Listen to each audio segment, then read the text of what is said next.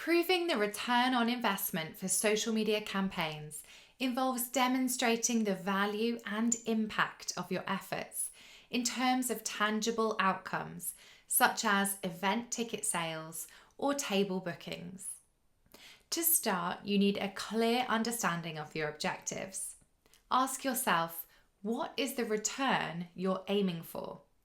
Is it increasing your website traffic, generating more table bookings, driving more customers into your pub, enhancing your awareness of your pub? And once you've identified your objectives, you can decide how to measure the return. If you wanted to track how many people were clicking on individual links you're posting to social media, then a great tool to use is Bitly.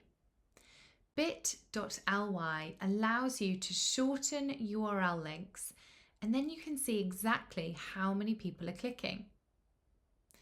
So to create a Bitly link, you would simply go to bit.ly, enter your destination URL. You can give an optional title. You could customize the back half of the link if you wanted to say your pub's name, and then you would create the link. If you wanted to monitor website activity, such as bookings, then Google Analytics is highly effective.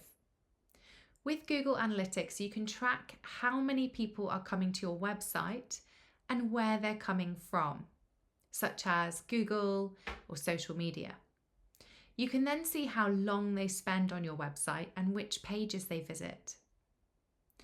Google Analytics does require some setup from a web developer, but it can be invaluable for understanding how much social media is contributing to your bookings or other objectives. To calculate ROI, measure the financial return against the cost of your social media activities. Calculate your total revenue from social media. Track how many bookings, sales, and other conversions like email sign-ups were driven by social media. Subtract your costs, so deduct the cost of your ads, tools, and labour spent on social media from your revenue total. And divide by the cost. ROI is calculated by dividing the net return by the total cost and multiplying by 100 to get a percentage.